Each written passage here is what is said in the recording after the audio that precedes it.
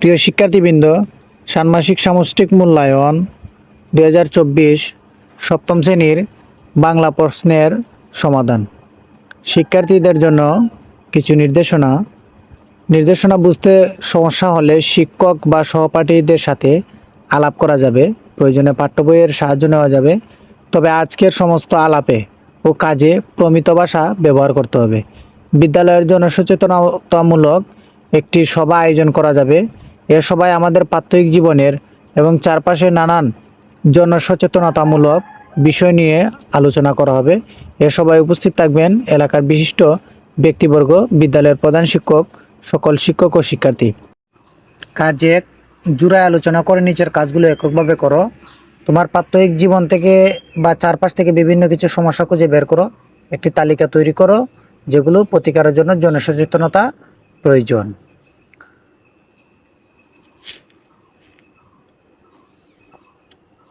আমার এলাকার সমস্যা, আমার খুঁজে পাওয়া সমস্যা: কিশোর গ্যাং, মাদক, বাল্যবিবাহ, শিশুশ্রম, রাস্তা ভাঙন। আমার বন্ধু থেকে খুঁজে পাওয়া সমস্যা: শব্দ দূষণ, বৃক্ষ নিধন, জলাবদ্ধতা, বায়ু দূষণ, ময়লা আবর্জনা ইত্যাদি।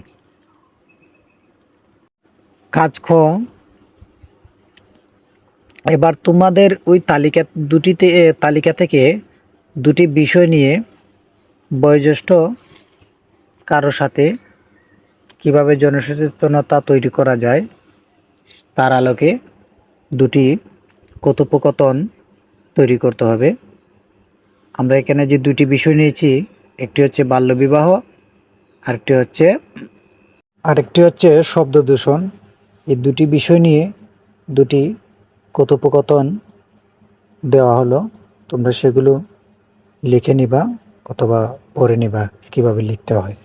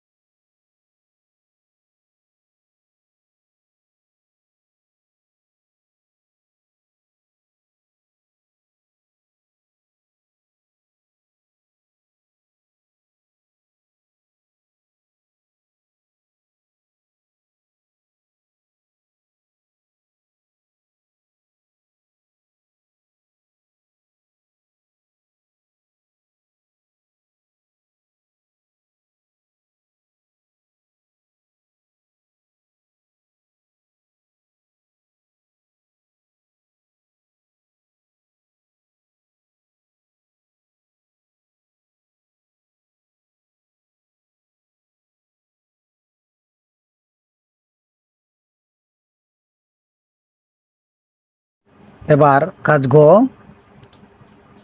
কথোপকথন ব্যবহৃত 3 ধরনের বাক্যের একটি করে নমুনা দেখাও। এরকম একটি চক খাতায় এঁকে নাও। বাক্যের ধরন হতে হবে সরল বাক্য, জটিল বাক্য, যৌগিক বাক্য।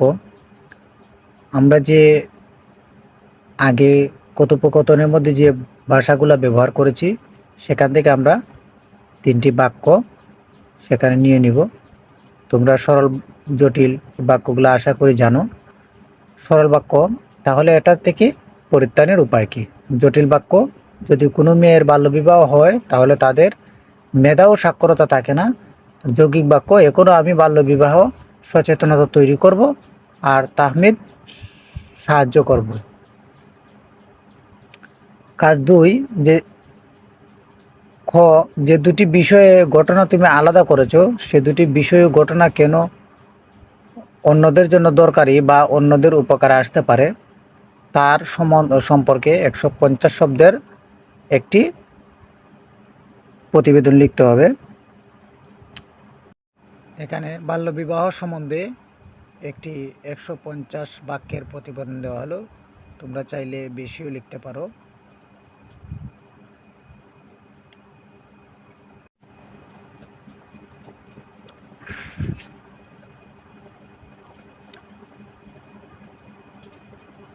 খ, খতে যে কাজটি রয়েছে, তোমার লেখা সমাস, উপসর্গ বা প্রত্যয়ের মাধ্যমে সঠিক শব্দ আলাদা করে সব মিলিয়ে 5টি শব্দ বাছাই করো।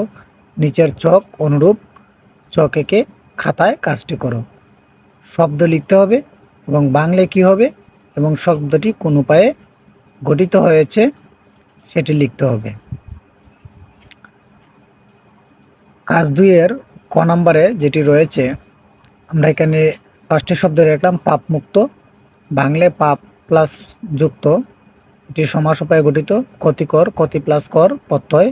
জনসচেতনতা, জন প্লাস সচেতনতা সমাস। প্রজন্ম, প্র প্লাস জন্ম উপসর্গ। সুরক্ষিত, সু প্লাস রক্ষিত সুরক্ষিত। 2-এর গতে যে কাজটি রয়েছে, তোমার লেখা থেকে 2টি শব্দ বাছাই করো। শব্দ দুটির একটি করে মুদ্র অর্থ ও একটি করে গৌণ অর্থ, মুখ্য অর্থ ও একটি করে গৌণ অর্থ লিখো। মূল শব্দ বড্ড, মুখ্য অর্থ বৃহৎ, গৌণ অর্থ আকার।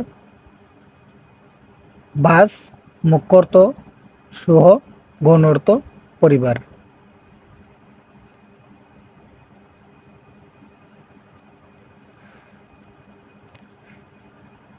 গয়ে যে কাজটি রয়েছে, এরপর তোমাদের লেখা অনুচ্ছেদের যে কোনো 3টি শব্দের প্রতিশব্দ লেখো। তারপর প্রতিশব্দ ব্যবহার করে বাক্য বা বাক্যগুলোকে আবার লেখো।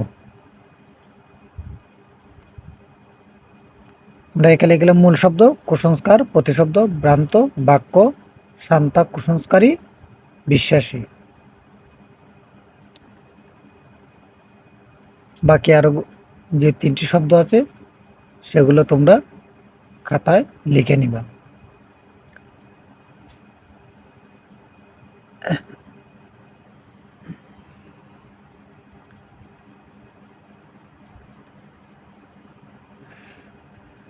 গয়ে যে কাজটি রয়েছে, এরপর তোমার লেখা অনুচ্ছেদে যে কোনো 3টি শব্দের, এটা আমাদের শেষ হয়েছে। আমরা পরবর্তীতে যাব কাজ 3।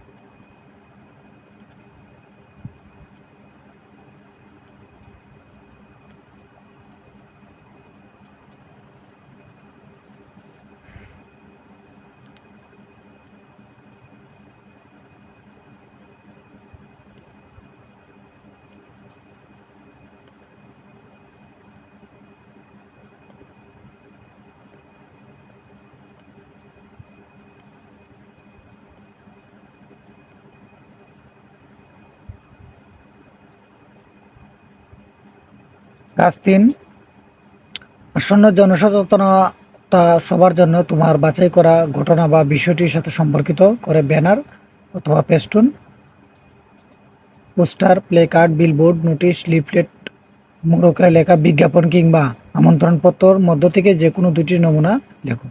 আমরা এখানে একটি ব্যানার এবং একটি লিফলেট তৈরি করে দিয়েছি, সেগুলো তোমরা দেখে নিবা।